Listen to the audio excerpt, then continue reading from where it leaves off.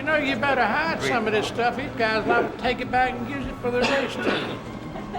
Dick, tell her food is what we're after. Food is what he's after. It's nice, isn't it? Yeah, real nice. Because I asked him the same thing. I said, First time I've ever been in one. Well, me too. They have one in Myrtle Beach. And I made a pact with myself that I was going to get me a job when I got to be 85. 85. 85. Yeah. And I mentioned that. You're working on that. I'm working on Send out for extra makeup for me and Steve. Yeah. If they got A lot. If they got some color back, I swear that would be running. I think so too. What's with the rouge? You look so pretty. What are you going to do about Beatty there on top? By God, she can't do much about me. Put embalming fluid on me. That's right. Judy, you look beautiful. I've heard. But you're not proposing, though.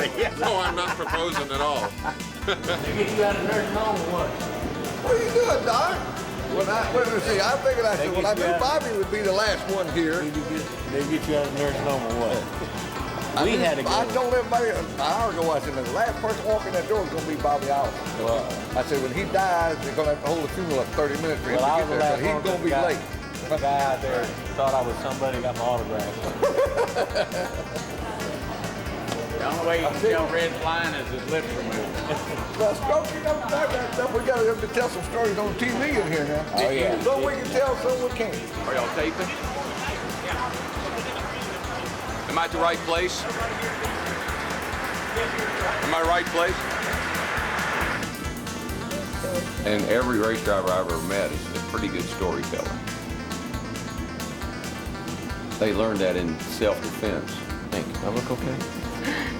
Yeah, I think I look pretty good. I think my wife would be proud. My children, mom and dad, Michael, my brother. I think everybody, I think I look real. You're good. I think compared to the other guys. Here we go.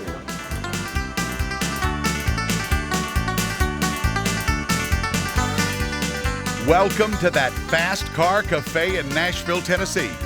What would happen if you put together the guys that built the cars with the guys that drove the cars, with the inspector that tore down the cars, with the writers that wrote about it, and the announcers that announced it?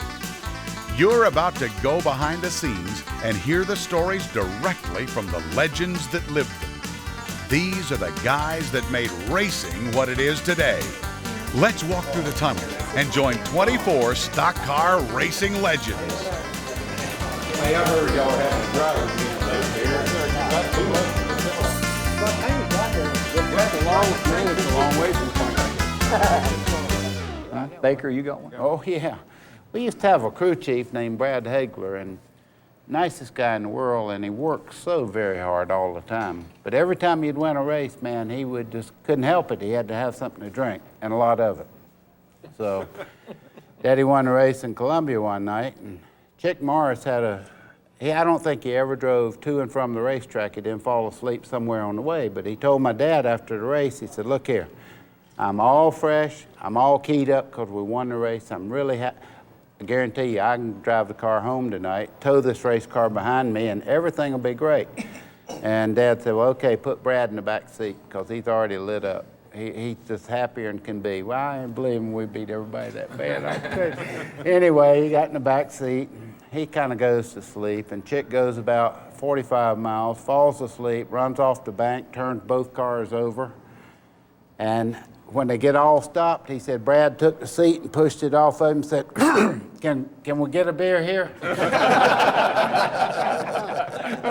Dick, tell the story that you told at Buck Bergance's memorial deal there. It's not cars, it's motorcycle related. Yeah. That was a great story. Many years ago, I raced motorcycles, and in 1952, it was. We went to Richmond. Buck Begance, a very good friend of mine who passed away a while back. And we went to Richmond, run a race. On the way home, we got to South Boston. And a car coming north run into us head on. And I went through the windshield. Buck was behind me. I think he pushed me through the windshield because I beat him that day. And then a car hit us in the back. It knocked us on down the road. We went down the embankment and all that stuff. And it never did knock me out, but I felt up there, and I didn't have no damn nose. And I felt over here, and this eye was all not the way it's supposed to be. And I'm sitting there, and I'm bleeding every time my heart pumps, blood splashes out. And here comes Buck. He come down, he grabbed that door, and he jerked it open. Says, Dick, come help me find my motorcycle. I said, you son of a bitch, you find my nose, I'll find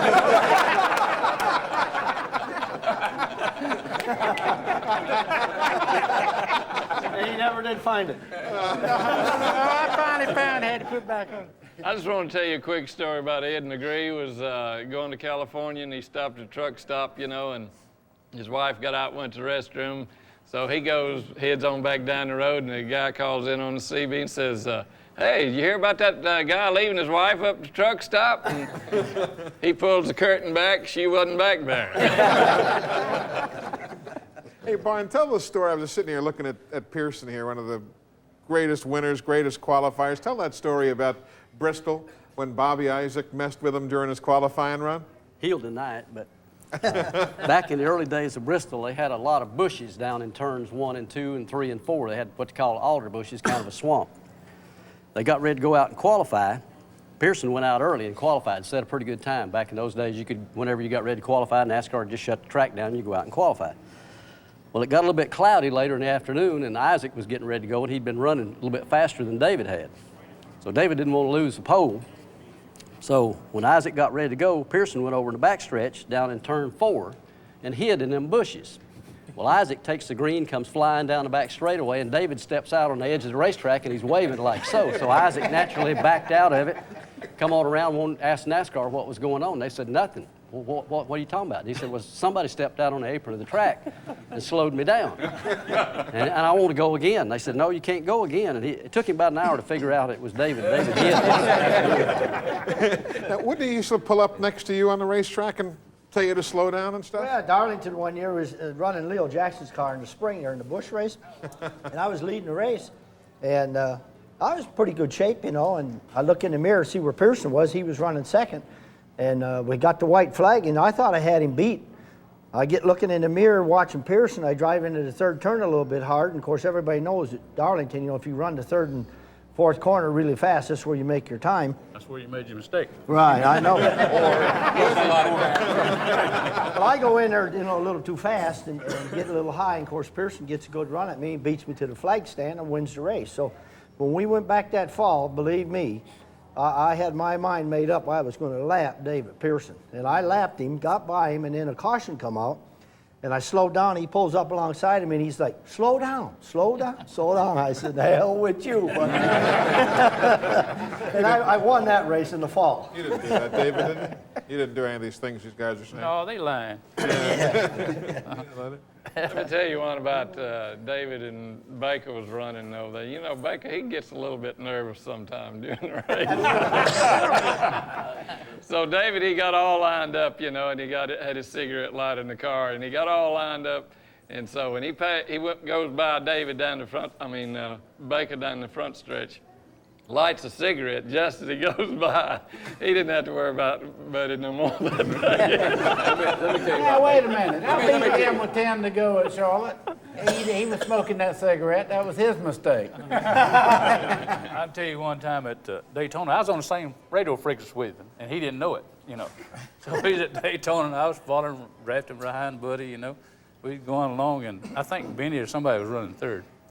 And they was getting close on me. I said, step on it, buddy. I said, they're catching us. You know?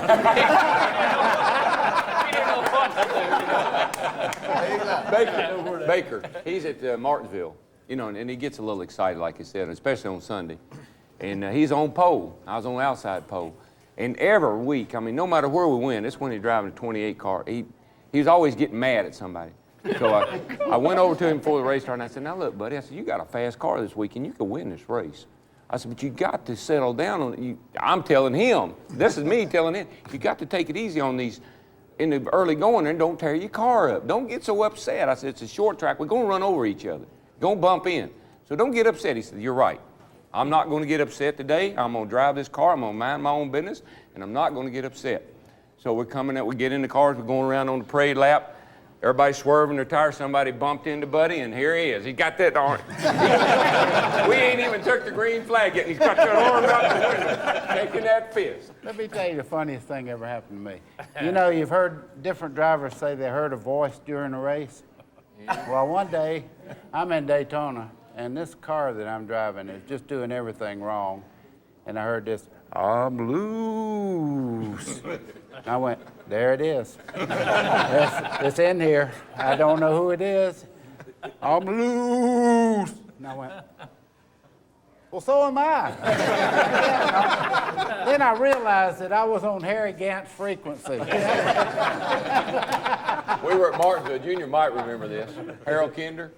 We was working on the car Sunday morning. We always do a radio check, you know, check all the radios.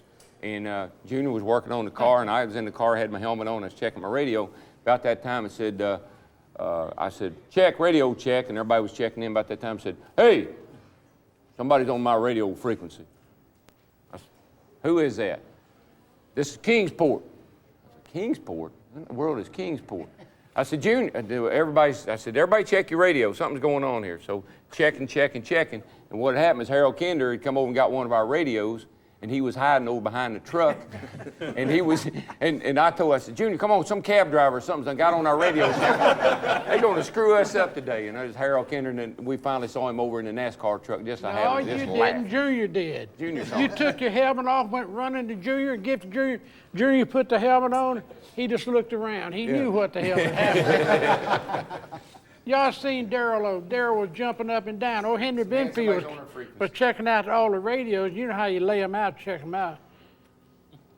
He called old Darrell, and no, Darrell called in, or Henry called Darrell and said, how's your radio? Get off this radio. This is Kingsport. And then Darrell jerked that thing off. God, he got nervous, more nervous than Buddy does when he qualifies. A couple names we haven't mentioned yet. Cuckoo Marlin and Hoss Ellington. Tell us a story. Well, my wife was driving us. Which one, Talladega story or the other? Yeah. Talladega hard time. And Talladega. she never drove no car with up and down windows and this and that. And she carried us back to the motel, and she got stopped. And they come up there, and my wife couldn't get the window down. She'd punch this, she'd punch that, the seat go up, the seat go back, go up, down. And it finally went on, and Hoss reached over and punched the button, and it went down. So she made my wife get out, and I carried her back there at the Hoss told me, they're making her blow in a hat. I said, get out. And first thing you know, here's 2, 3 more cars. And Hoss done got out. Them police trying to push him back in the car. I just sitting in there. Hoss said, get out, let's whoop them. So I got out, and they got, of course, my wife checked all right. Carried us to jail. And of course, Hoss, he could just go sleep anywhere. But he kept hearing the racket, and I had my boots off and had a tin can and kept beating it on the floor with my boots. I was trying to make a key to get out. Let me tell you one about Marty Robbins. One night I here, of course, Marty had one of Cotton Owens Hemis, pretty strong. Of course, I had a big block Chevrolet. And I got to jump on him on the start and got in front, and we hadn't run 3 laps. Marty spun me. We didn't put out no caution flag. I spin it around, and I saw Marty going through the other corner. I took off. I got trying to find him, and I couldn't see him. I keep getting faster and faster. And finally, my boys was waving their hands, and I just kept getting faster. And finally, the boy just threw up a hand and walked off. When the race was over, I done a lap on the field. Marty Robbins made 2 laps, and he went to Grand Ole Opry. I still looking for him on the racetrack. He spun Cuckoo out and left. You were going to tell us a story earlier. I think it was about Cale, and we had to stop tape or something. Did you have a story earlier in the day? Well, it's talking about Cale beating and banging on people and how he turned red. Ned Jarrett had put this race on in Metrolina. I don't know if you remember that deal or not. And got down about 3 laps to go, and Kel was there. We was rubbing around, beating around. We both go down in the corner and spin. So Ned carried me up there. We was doing a thing after the race, and I won the race. Looked up, and here come Kel up in the little tower down there. He was as red as a beet, his old veins sticking out. And I said, Lord, we're going to have a big fight right here. Turn around. He said, boy, what happened to you? I said, I lost the brakes, Kel. And the next week, I think he used it on Buddy up at Bristol. Yeah, he had the worst brakes in NASCAR, didn't he? I'd just like to tell you one about Hoss. He had Fred Lorenzen driving for him. And he takes the car out of Atlanta, shakes it down. Freddie comes back in. He says, she's just right, man. Says my grandmother could drive this thing. So they get on during the race, and he begins to go farther and farther back. About midway the race, Hoss comes running up to Glenn and I, and he says, you didn't by any chance get his grandmother's number, did you?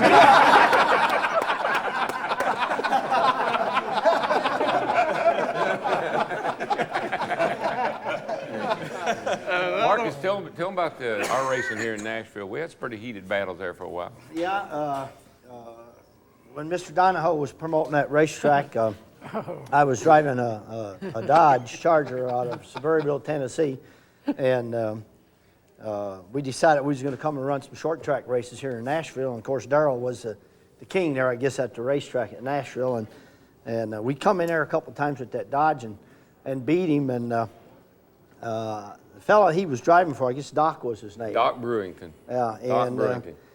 It got to be such a heated thing and a weekly thing that like one night they told Darrell, they said, if you let Marcus get underneath you, you're going to lose the ride. And we're taking you out of the race car because if you don't let him get under you, then he can't beat you. Well, you couldn't pry him off the bottom line that night, so I actually would beat him worse on the outside because old Dodge run better. It was freer up there, you know. But after the race, they decided they're going to destroy us guys with this Dodge. They tear the engine apart. They protest the carburetor. Now, this is a little bitty old 30-lap race, right? 30-lap feature, yeah. And of course, Doc worked for a beer distributor. Yeah, Fall City Beer was a sponsor. And we was tearing our engine apart, making side bets, drinking his beer. We would sit in Victory Circle. We bring in the coolers, and it was a planned deal. And Doc's theory was this Hemi. He had this Hemi motor in there. He said, if they take that big thing apart, they'll never get it back together. If we ever get them tore down, if we tear them apart, I guarantee it'll never run that good again. So that was his theory. So they bring in all the beer, and we'd all sit, Dave, and all of us just sit there and drink beer and watch them tear the motor down and bet whether it's legal, illegal, gas tank, fuel, whatever. Yeah, we was making side bets. I mean, it got to the point where everybody was drinking so much, like I told Doc, I said, Doc, he said, I'm protesting carburetor. I said, I'll bet you a couple $100 it's legal. He said, that's a bet. So when it got all done, I mean, this is a 30-lap race. He protested the fuel cell. In a 30-lap race. Yeah. So they took the fuel cell out and checked it and drained it, and it was okay. But when we left her that night, we had, I guess we probably had $5,000 or $6,000. We won the race, we beat all the protests and all the side bets. I mean, we left out a pretty good pile of money. And how did you? But the funny thing, everybody was happy. How did you run the next week? We had it back together. Yep. And it would come And won back, again. and I believe we won the race again next week. He beat us 2 weeks in a row. You tear him down the second time? And then we had to get a new motor then. Oh yeah, we tore him down again. Let me tell you one on Bobby Allison and Darrell Waltrip. Oh, this could be ugly. In 1988 at Riverside, we know, but the people out there don't know, Riverside's got S's going up through there. And Bobby's leading Darrell up through there. And Darrell kind of... Well, I was in a hurry. I was in a kind of a hurry. Anyhow, he kind of punted, you know how you punt a football? Bobby went down through there, wow, wow, wow. Dust, dirt, you couldn't see anything. So the race got over. Bobby, hot, very hot. But he said nothing during that afternoon. The next week was in Pocono. And I started the driver's meeting, and Bobby said just a few words. Bob says, what you gonna do about that damn Waltrip? spinning me. Michael walked up, jumped up, said, "It wasn't me. It was my brother." Remember that, Bobby? That kind of broke it up right there. Well, see, the whole deal was, it was the last race at Riverside, and he wanted to win it, and I wanted to win it, and we were running good. I mean, one of us probably could have won it. But he was in front of me, and I was just trying to pass him, and we got together. Instead you dropped over instead of around, though. That was the problem. Well, the road's narrow out there, That's a narrow is that what Bobby can't say nothing. Man, That's right. What they need to do a little legalized stuff. I remember years ago, back in Birmingham on a restart, I come by, and I think it's Donnie, I'm not sure, behind me, had a faster car, but I could handle a little bit better. And on a restart, I was scared that I was going to get jumped. Come by, and the flagman signaled one more lap to go. So we put our hand out the window to let them know to restart the next lap. They come around the next lap, come off for a turn. I stood on the gas and jumped them. The car behind me didn't go. And I won the race. They come over and said, "Why come you signaling me 2 laps to go when you didn't have but 1 lap to go?" I said, "You wrong. 2 halves, that's 1 lap to go."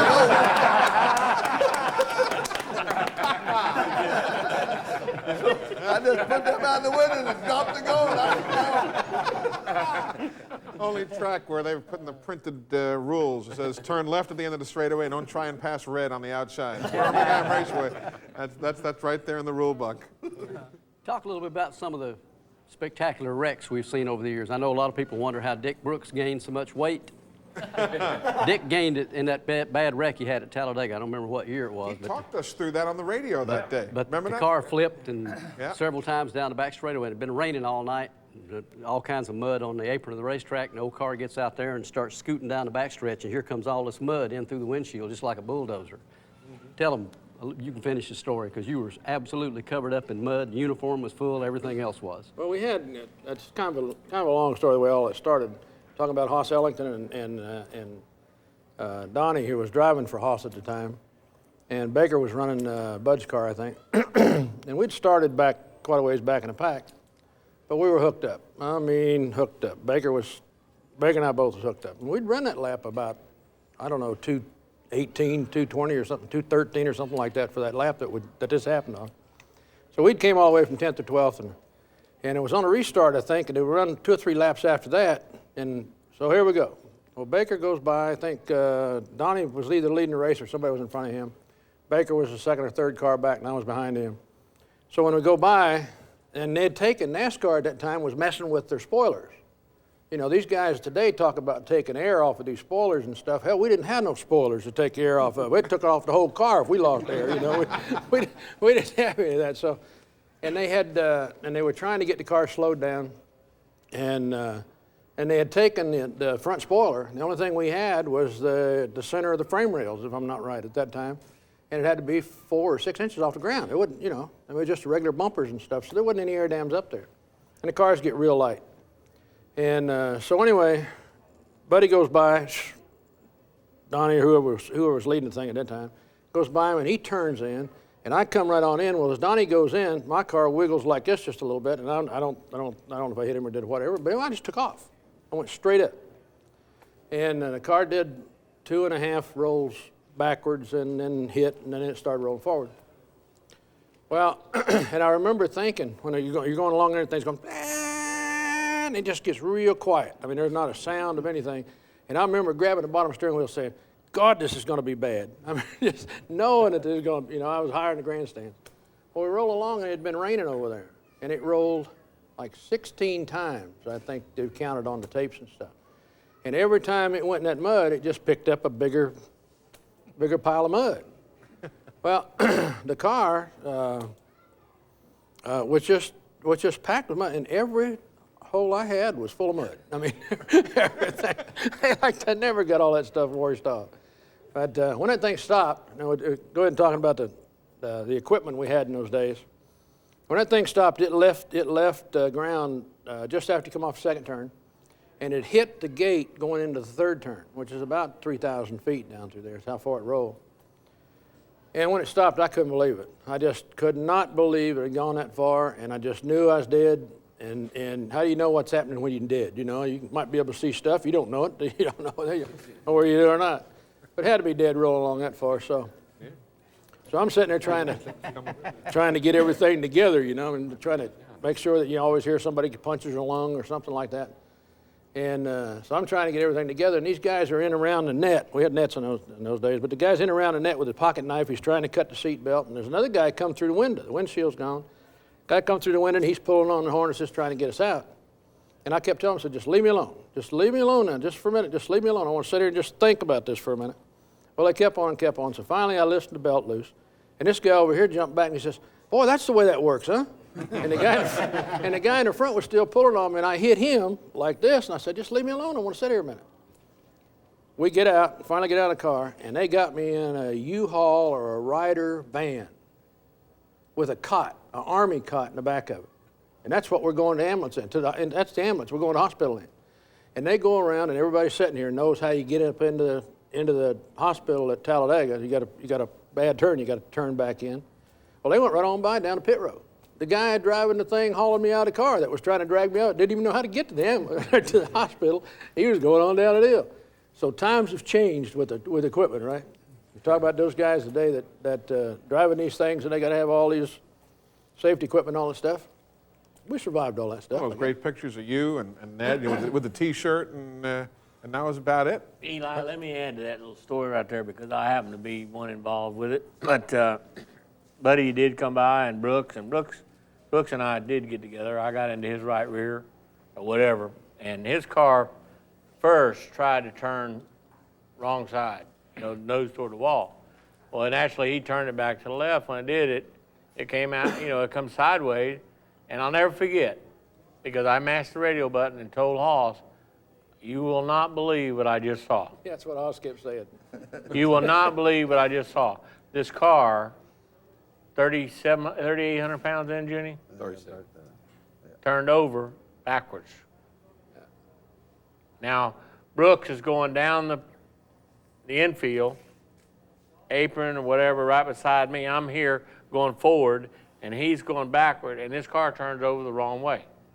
And I'm looking at the thing, and I said, I ain't believing it. Well, I watched him turn all the way over. It never did look like to me it landed hard on the roof. But then it started flipping. And that's I looked in the mirror, on in the corner, and I couldn't believe, because all you could see was mud and grass and fenders and hoods flying everywhere. And I mashed the radio button again. I said, you can't believe what I just saw. I said, Brooks turned over the wrong way. Yeah, those cars, when I don't know, I mean, I couldn't believe that, Darryl. That's the first time I'd ever saw it. When they get, and they turn up the wrong way, I mean. No, this thing went over backwards, though. It was absolutely backwards. Rear bumper going down the straightaway, it turned over backwards, just like a back flip like this. Yeah. That was your deal at Daytona, wasn't it, too? During qualifying that day. He qualified, yeah. Yeah, he went backwards. He went backwards. He was going backwards and his pulled up. But Don Levy can, I think Don Levy can verify this. Don Levy can verify this. That car flipped 15 or 16 times. And if I'm not mistaken, now this is Junie's claim to fame about all of his safety stuff and all that, and his tanks that we all drove all down. If I'm not mistaken, 3 weeks later, didn't we run second at Dover in that same car? Yep. We were in that same car, we finished second at Dover. Yes, sir. And these guys now has got 25 cars. I can tell you good about it. They still drive the same way, though. You remember the big wreck at Talladega when Buddy was leading the race? And the tire went down going through the trough and everybody went around. Well, that was one of my first race I was running for the Race Hill Farm car, I believe. Anyhow, cars are going everywhere down there, and I'm sort of picking my way through, doing pretty good, and all of a sudden somebody hit me a little bit, and I spin around, go all the way down the first turn where that grass and that old metal guardrail's at. Hit the guardrail. A little bit later, here comes Cale flying in there, and he hit the guardrail, but there's a gap between our front wheels. And it'd been a pretty good while since the wreck had been going, so Cale gets out, and I'm getting out over here. He walks up between my car and his car, and looking at the damage on the front end. By the time the tires are hollering, here comes somebody off the racetrack and hits Cale's car and knocks him into my car. It's Marcus's car. Marcus yeah. My car back and pinned Cale against right, his he's car. up there doing this, and I'm jumping out, and when I get around, he's already fell down on the ground. You talking about a red face now. He gets red when he's mad. Well, he's scared. he's laying on the ground there, looking up, and I run around and I said, "You okay, Kale?" He reaches up and grabs me by the uniform. "Is my legs cut off?" If I hadn't been standing in front of that tire, it'd have cut my legs off. The tire turned, the wheel turned. He had crawled around my car to the window and was hollering at me to look, see if his legs was cut off, because he kept saying, Dave, my legs was cut off. My legs They was numb, you know, I thought it was gone. Yeah. I was scared to look. I said, Kale, you're fine. He said, "I'm ruined." He grabbed me by the car and said, "I'm ruined." I can't feel You've always been that height. Eli Jr.'s got a good story about going out of a racetrack on the old Northern Tour. One time went hiring a telephone pole, went out of the racetrack up there, and where was that? Came to stop against a Coca-Cola stand, I think, outside, and let Junior pick it up from there. It's a pretty amusing story. It's 65, me and Marvin Pants, and he's driving for Glenn and Leonard at that time, and we had, I forget, I think Marvin had sat on a pole, or anyway, we was both up front, and we was in a heated battle, really going after it, you know, and I went down in the fourth turn, and the throttle hung on the old car. It hung one time before that day, and I told Herb, I said, "That thing's hitting something there, and you got to fix it." He claimed he got it fixed, but he didn't. It got hung. And we went in a turn, and that thing went straight on it, hit the guardrail. It went up there like that and come right down on the nose, and when it did, I had the brakes on the thing, and it, you know, just flattened out and just about stopped, because when it hit the ground, it almost hit straight down. And it just rolled about 2 or 3 foot. It hit one of them Coca-Cola little old trailers that pull, people gets it and serves hot dogs and stuff. It shook that thing around. There's a woman inside it holding on, to keep it from falling out. I got out of there, walked around, and she was about 8 or 9 months pregnant. She said, "Lord have mercy, I thought I was going to have this baby right now." You and Sam was probably the most well-known car flying around, don't you think? Where's that? You and Sam McQuagg there at Darlington? Oh, going out of Darlington? Yeah, that video has probably been seen by more folks. Yeah, it went completely out of the racetrack. Sam and I were battling for the lead, and we just barely touched going into turn 1, and my car just got airborne. It just went straight up. Never touched the guardrail out of the racetrack. It went and hit nose first, and then over in, landed upside of a telephone pole outside of out in the parking lot. That was quite a ride. But let me tell you something about Junior Johnson. There are pictures that document Junior Johnson running the modifieds on the beach course in Daytona, on the old road in the beach course, of Junior's modified flipping through one of the corners. Well, Junior is standing outside of the race car on the racetrack, and the car's still flipping. That's documented. That's a fact. I've seen the pictures, and I've seen him standing there watching that car still rolling. How he got out of it, nobody ever knows. But Junior called me one afternoon. He said, "I got a friend that wants you to go down to Charleston with me and open up a parts house he's got down there." And I said, his name was McNeil, Gwen McNeil. And he said, "We'll pick you up in Timmersville, the little old dirt strip there, and at some time of the day we're going down and do the thing, come back." And I said, "All right, that'll be fine." So Junior and McNeil flew in that afternoon. I got in the airplane, brand new airplane. I mean, a beautiful twin-engine Piper, and went down to the opening for the new store down there. Everything went great. Coming back, it was dark, and had been raining a little bit. And McNeil lined up. He was an airline pilot, but he lined up for the little old strip in Timmersville. You know, I been flying in and out of there since I was 15 years old, and that's where my airplane was, and I knew it like the back of my hand. It was about 3,000 foot grass strip, and McNeil lined up to come in there, and I said, Junior was in the back. And I was sitting in the co-pilot seat, and McNeil was flying it. So I said, Mac, I said, "You're a little bit high, and you need to go around. A little bit too high, a little bit too fast." "Oh, no, I got it made." So he kept on coming. I said, "Mac," I said, "you're a little bit high, and you're a little bit too fast. I said, you need to go around. I said, ain't nobody here but us. This is a short place. You don't know it. It's not embarrassing to go around one time, you know. Oh no, I'm gonna make it. Well, I knew we wasn't gonna make it, but I couldn't do nothing about it. And came down, we was about halfway down that grass strip, still running about 150 miles an hour and still 10 feet off the ground. Wasn't no way to get it stopped if you got it on the ground.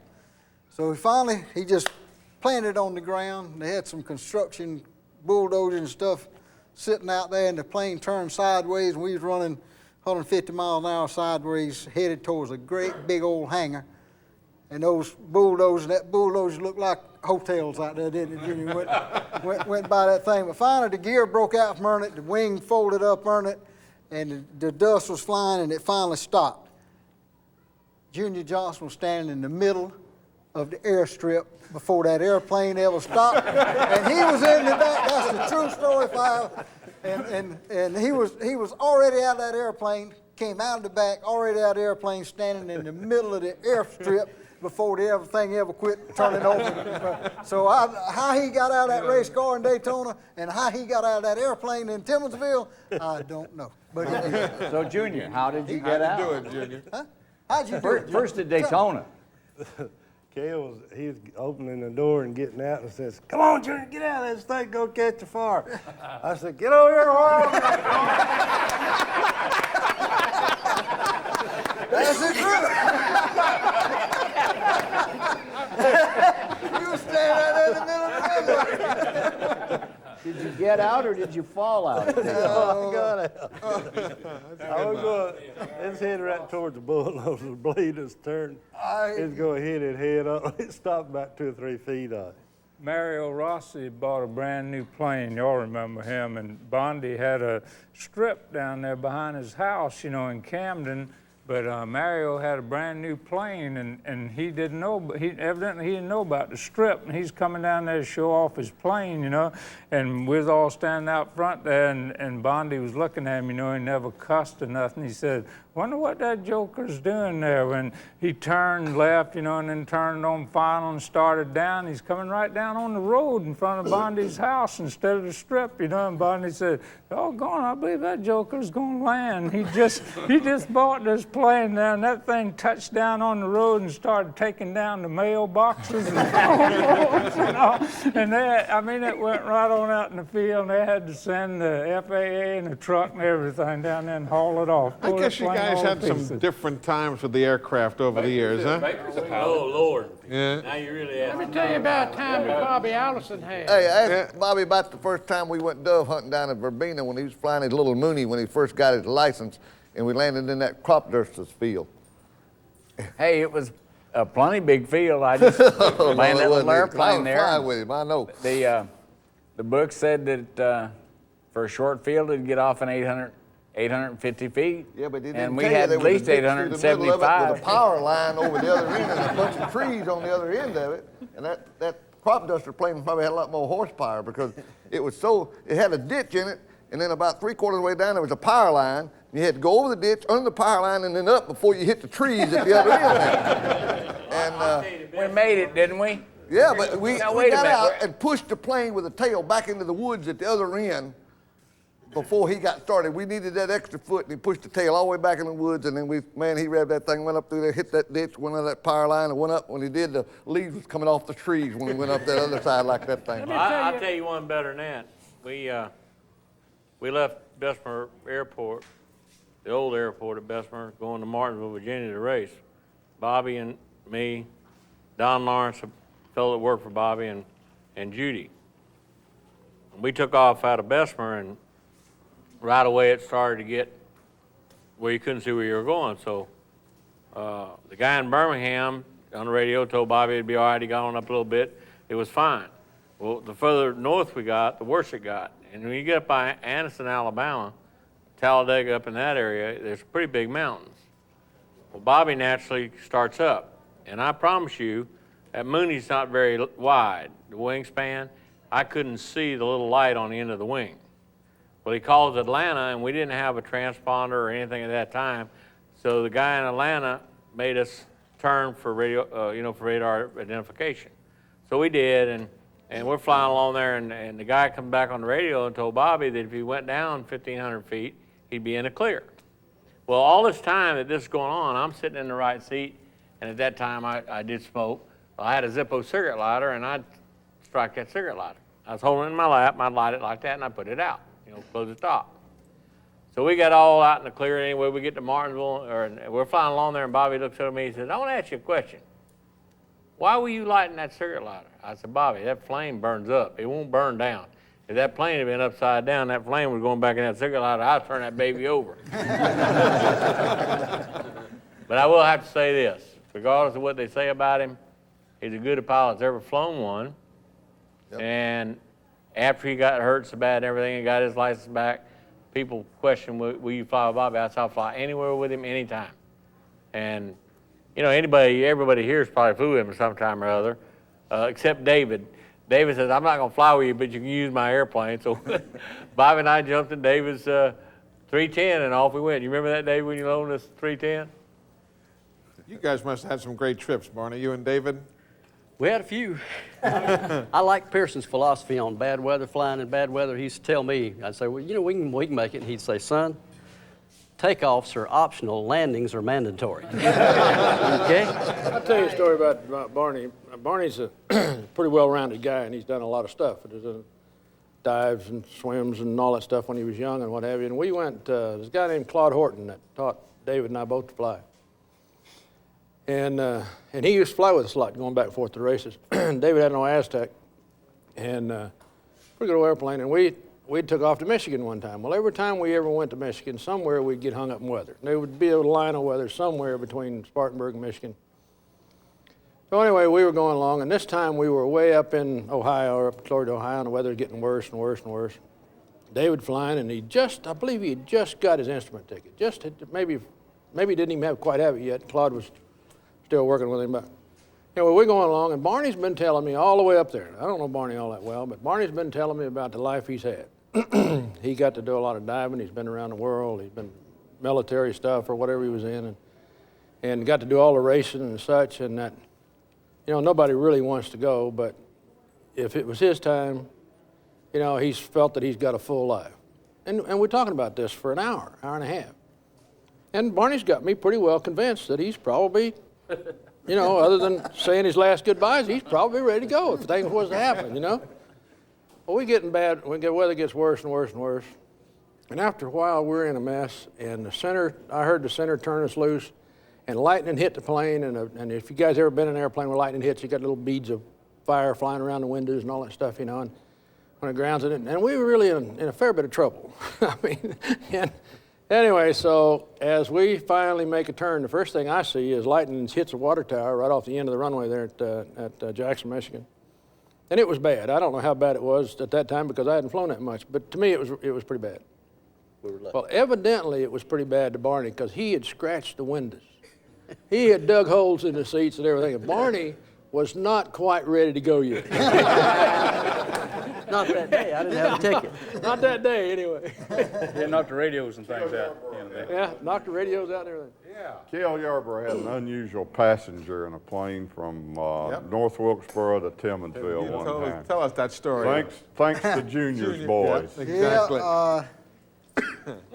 Yeah, Junior lives up in the mountains up there, and I'd always wanted me a little cub, a bear to raise. And so I told Junior, I said, if you ever run across one, hang on to him and I'll come get him. So he called me one day and he says, I got your bear. I said, all right, where you got him? He said, well, he's up here in a box. And so I got in the airplane right by myself and took off. I said, I'll be there in a little bit.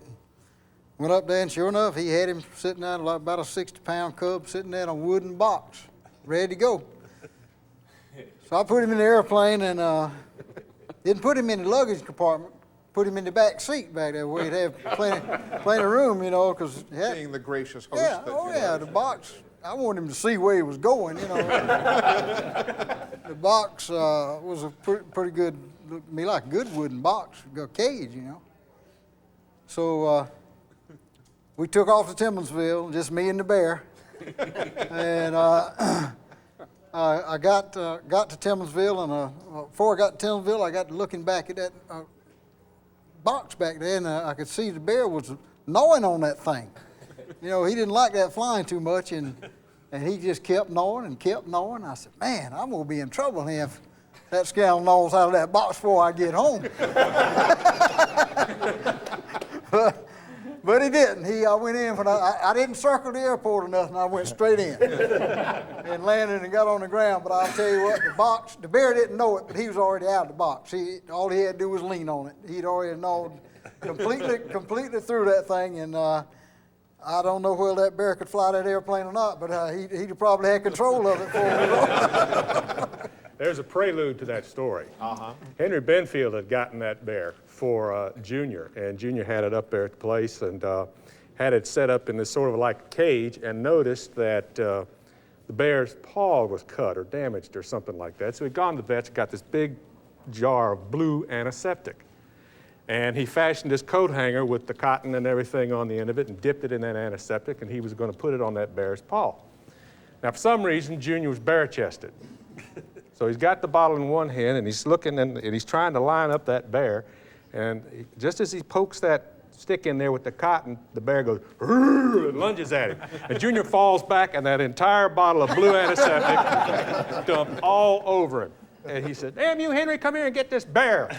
It took him 6 months to get that off his skin. Did the bear ever fly again? No. Bear never flew again, though. Where's the bear now? The bear, I raised him, had a big cage for him, and could lead him around on a rope. You know, turned into a pet.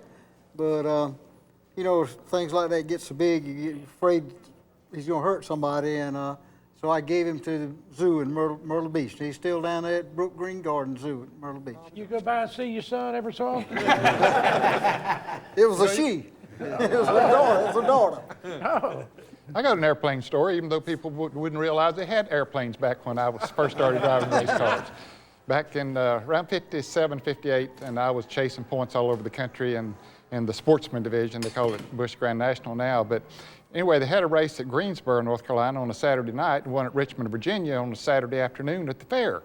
And I wasn't going to be able to get back from Richmond to Greensboro in time to catch it. It was a double feature at Greensboro that night, so I said, I can get me a lot of points. So I had a buddy that ran the Chevrolet dealership, the one that Dale Earnhardt has now, and there were 5 of them in together that had a little single engine airplane, and he said, let me fly you up there, and I'll fly you back to Greensboro. So that sounded like a good idea. So we went up there and ran the race at Richmond, and just 5 laps to go, it started sprinkling rain. Well, we got the race in, rushed over to the airport, and they said, well, the further south you go, the better the weather is. No problem. So I got in the back. I was tired and was sort of dozing off, and he got up, and the further south we got, the worse the weather got. He kept getting down. He didn't have any instruments and getting under the clouds. And finally, he woke me up, and he said, Ned, I hate for you to miss that race, but said, might have to set this thing down. I said, hey, don't take any chances. If I miss that race, okay.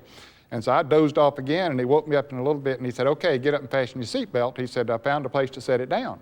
And I thought he'd found an airstrip. And he circled around, and it was a cornfield. And this was in September, so the corn was full grown.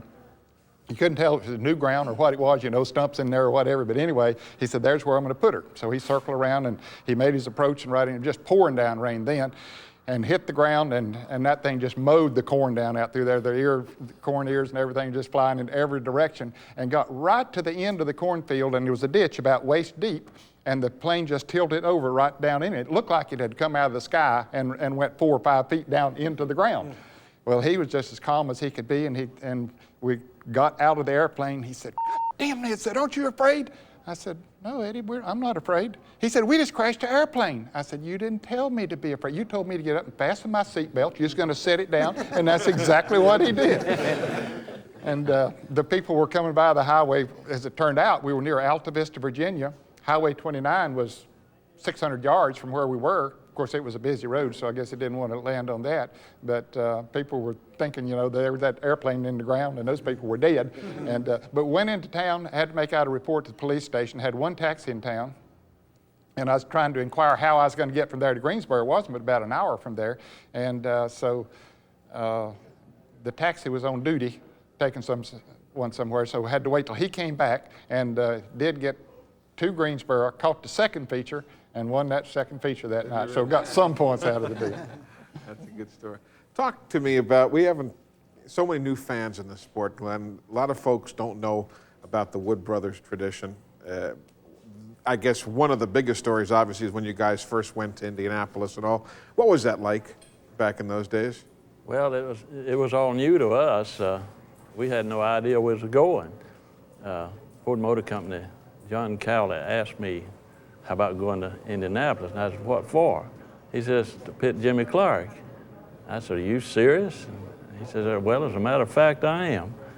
So we went up there, and the whole crew just worked on the car to get it so you could pit it, because that had been their problem.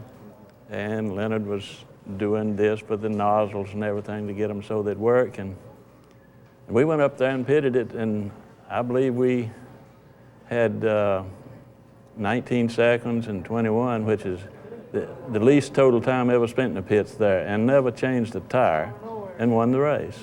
What was it like when you guys first walked in? What did the Indy car set think of you boys coming up from Stewart and trying to show them how it was done? Well, Leonard could probably tell that a little better than I can. Get him on that.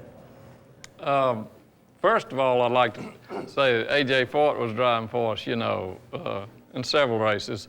And so when we walk in, we see him. So he's immediately showing us around all his car, how it's made, how the gas tank's made, and he's got an extra tank, you know, and telling us all about it. He says, what y'all doing up here? And I says, we up here to pit Clark. And of course, I'm not going to tell you what he said, but there's a family video. But when we went into the English shop, and you know, it's a foreign team, you know, but they accept us with open arms and didn't give us any trouble at all, or any resentment, you know. Had not that been, you, could it? Well, no, it was English, but had not that been the case, you wouldn't have wanted to do it. But they act like they welcomed us there, and so it worked out real well. Let's stay on the international deal a second here. Junie, when you and Brooks, when you guys went to Le Mans, what was that like? Well, that was quite a trip, because they had never seen the cars like this, or full-bodied cars over there before. And the way we were running in those days, without restrictor plates and stuff, our cars would run like on the Mulsanne, which is a 4.5 mile straightaway, and kind of off through the woods. Well, our cars would run in the 220, 215, 220 range, you know, so we're pretty quick. We were basically as quick as the little Europeans' cars were. Of course, we'd start stopping 3/4 of the way down there, and those guys go all the way to the corner and stop and turn, you know, and taking off was about the same way. But they've got when we got ready to go to inspection or scrutineering, they call it there, they don't do it at the racetrack. You just drive your cars to the racetrack there. You don't have to be at the racetrack. You can be downtown working on them, or a guy's house or wherever. And when it comes time to practice, you just drive it out to the racetrack. Well, we were driving this car down to where they were doing the inspection, down behind the governor's house, and big deal. I mean, it's 750,000 people in early 70s. That's a lot of people, race crowd, you know. So we're going along through, and the traffic gets worse and worse and worse and worse. Finally, we just have to stop and get out, and they ended up pulling our cars down there. Well, when we come back, we're in an impound sort of area. And Junie is going to take it and go get some gas in it. He's going to drive it over to gas pumps and get some gas. And he's not gone very long. He comes back.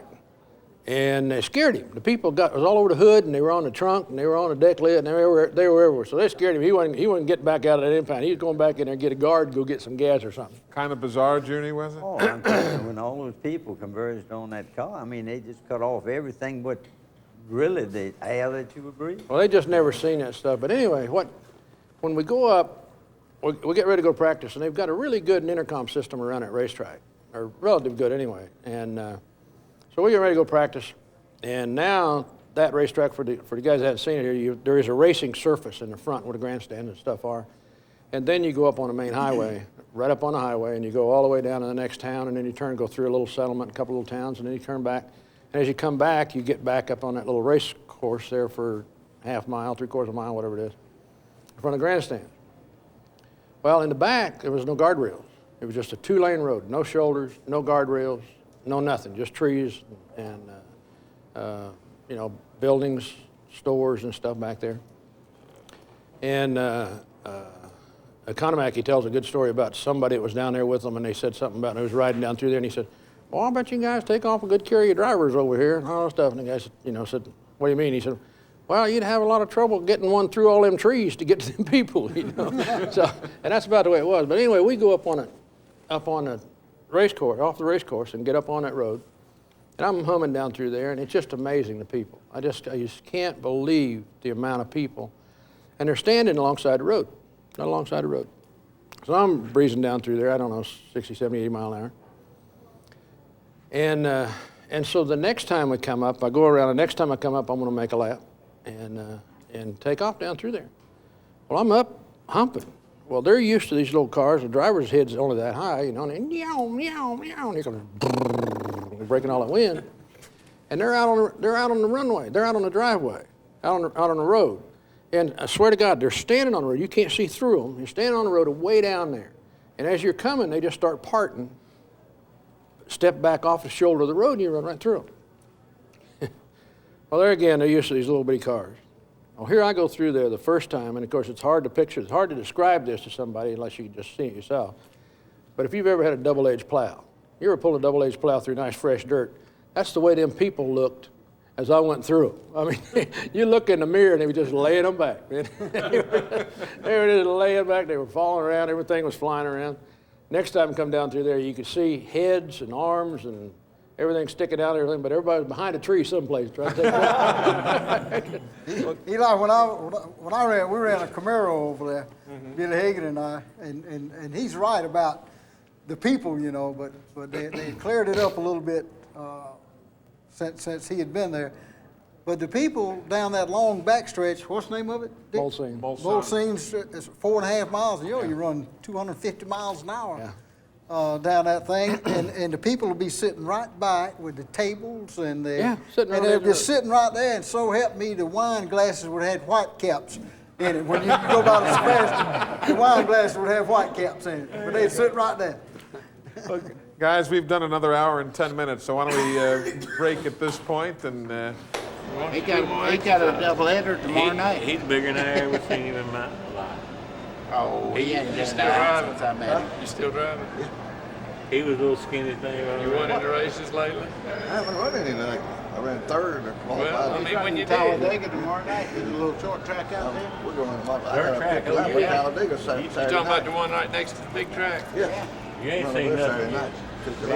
You gonna run your gold car or is that thing all up? No, I messed that thing up last week in that 50 lapper I had down Talladega. Somebody backed into me going down the straightaway. You have anybody back into you going down the straightaway like that? That's a nose up. He had gold.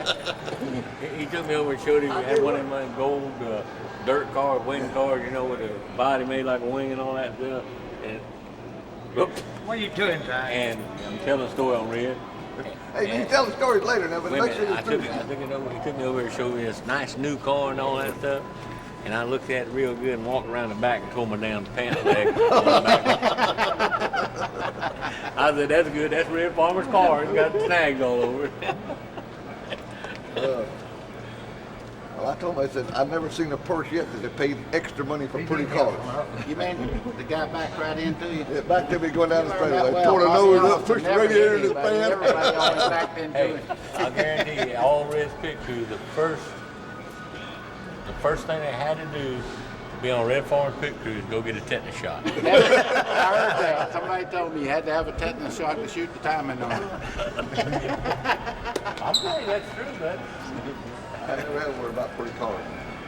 They're all pretty and wonderful. I built it. Don't tell me. I built it for him. I go over there and I climb up there and he's in a little buddy 2-car garage on his house. And I was in there and we made this aluminum chute. Yeah. And he flopped that leg over and see his gas pedal was always over on the right hand side. That's where we straddle the transmissions. And That's good. he put that cast in that thing and it won't work good. And he said, "Man, this thing won't work nothing." I turned around and looked and there was a can of Big Lubes in there, open can of Big Lubes. I said, wait a minute, Red, I'll fix it. And I poured that bigger lube in there, man, it slid up and down. He said, that's just the way it needs to be. So every night he got in that thing, he poured a little bigger lube under that cast. You know, it's like STP, but it was called bigger lube. Slide it up, down, And I mean, that's the way it worked. I wonder how you made that He thing did work. it. Had to put your leg in it. No, we had a cable where they did the rig. The Well, cable. he had a cast on, Leonard, from here down. What He they could did, bend his knee, but he couldn't what they bend did, his Leonard, they had a cable running off the accelerator link down to a pulley and run across in front of that trough. And all I do is push in on the cable and open the throttle up and back off and push. I had to push my leg, slide it up and down because I couldn't work my foot. So I slid it up got down. over there and he's trying to work a regular gas pedal. Well, see, I didn't work at his shop. I worked at another place. So he called me on the phone. He said, come over here, I need some help. So I went over there. And I looked in there and seen what he was trying to do. I said, we need to build a trough for that thing, Red. So I built an aluminum trough. And put the heel in it. And he slid his cast, the heel of his cast down in there. And he went to work. He said, it won't slide. And I looked out the window and I saw that big lube sitting there. I said, I can fix it where it slid, didn't it? I poured that big lube in that trough. And Well, did you win? Yeah, I won some races. We was running fuel injected cars at that time. We were running fuel injectors and stuff on the thing. The old well, I can coupes. tell you what. I can tell you. You talk about when 1992, 62. We ran 106 races, the three of us, and between the three of us, won 96 of them. Not bad. That's where they started that Alabama game and stuff, because we'd run 1, 2, 3 to a lot of places, many places. Well, Bristol. that was the thing that was bad. Remember, We didn't realize. we went to Bristol and that's where we built those sedans, and nobody ever seen sedans, and we qualified 1, 2, 3, and then there was about 50-something coupes behind us, and we had them sedans that ran 1, 2, 3 at Bristol. And I won it, Bobby ran second. Coaches, Yeah. had tops in like that to use them as spoilers. Well, at that time, we didn't know about that. Plus, I didn't put mine on. We built them actually just to be different from everybody else, because they had Put mine coupes. on there for no wind thing. But y'all careful. You know what I wanted, man? I wanted mine where I could match that gas pedal harder than you could. See, the coach, the top, being that far back, it give it a weight transfer too. You get a lot. Do you ever weight see transfer. that Well, the only thing I can argue about that was we had sedans, me and him, and Bobby had a coupe, and Bobby won just damn many races everybody else did. Wait a minute, guys. Let me ask you something. Do you ever see that thing that his brother run, where he sat on the left rear tire? Yeah, I seen it. Huh? He sat in the back window of that thing, and it had a steering shaft that went from the middle part of that race car to the That's where I front. got that idea. We stayed back Tim one Clark right ran one like that on the had the beach. engine You set look in that little small window, and his head would be right there where the little windows They at. got it from him. That's the first one I ever Like seen. a 36 or 39 Chevrolet coupe. 39 Chevrolet. Yeah, 39 Chevrolet. Tim, yeah, I Joe- remember him running. I ran against Joe him up that time. special. Sitting in the back seat driving that thing. Hey, I know about a 37 Ford coupe. Man got in that back seat.